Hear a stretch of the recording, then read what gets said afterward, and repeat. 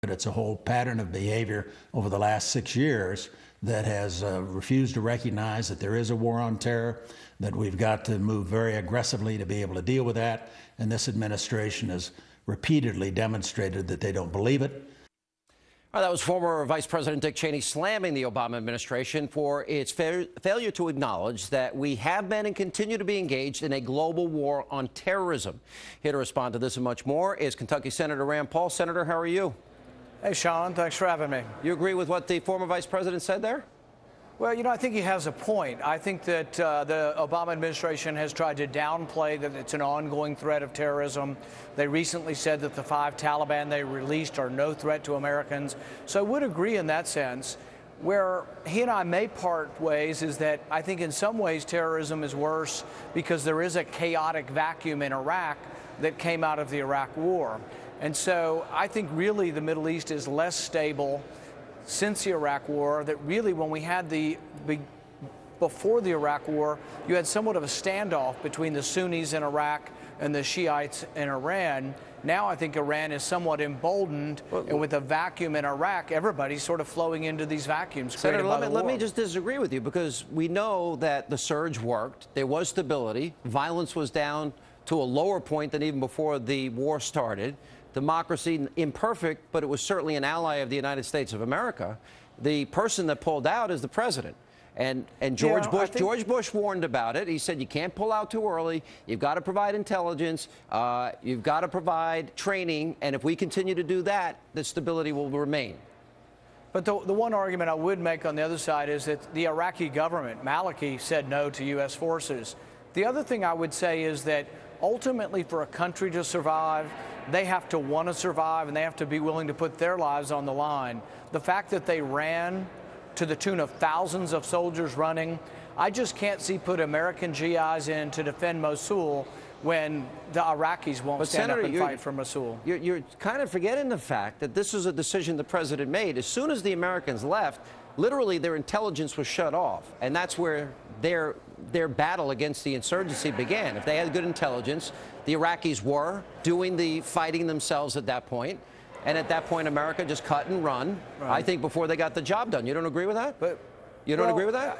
What I would say is that Maliki has been an ineffectual leader, and by creating a solely Shiite government, he put Shiite soldiers into Mosul, and so when push came to shove, the Shiite soldiers ran because they were in a predominantly Sunni area. But so really, wrong? Maliki has been an ineffective leader, and Maliki was the one who said he didn't want U.S. But that wasn't troops. my question. We couldn't stay. Because I would argue that the president was so married politically to the idea that he was going to pull our troops out, regardless of the timing, that resulted in the loss of all the gains and all the sacrifice we had before. You don't agree with that?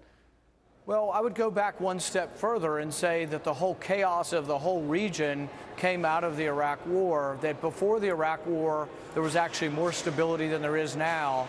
I would also say that where I really blame the president is that the president has been arming radical Islamic rebels in Syria, and part of this fighting force has been allied with the people we're arming in Syria. Right.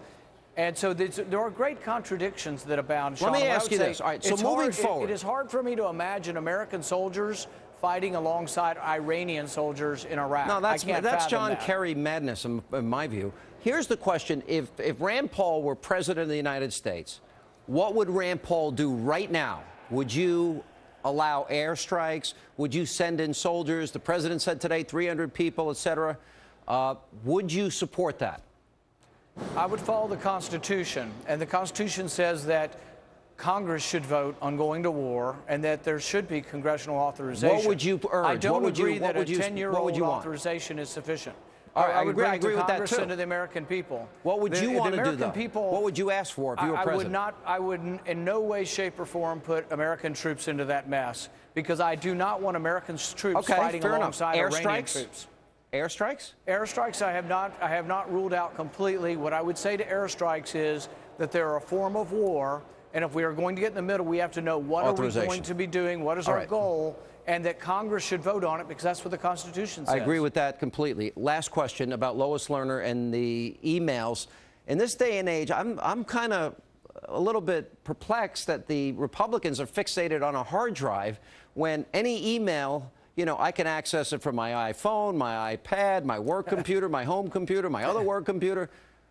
Shouldn't we be looking at the servers? Shouldn't we be looking elsewhere? Do you believe that these emails are really lost, or do you think we're being lied to and the cover-ups engage here? Here's the thing is, maybe instead of asking the IRS for this, we should ask the NSA. They seem to have everybody else's email. Maybe ask Snowden. Certainly they've got lowest learners. Maybe Snowden has access to it. Who knows? But you don't believe the story, though. You think this? You think we're being lied to here? You think we're being manipulated here? It appalls me that we are paying for her. She's in paid retirement now. It appalls me, and she should be prosecuted if all of this is true. But yes, I think there probably is a way to get the email, and my guess is we're being stonewalled. All right. Thank you, Senator. Appreciate it. And Thanks, coming John. up next tonight, right here on Hannity.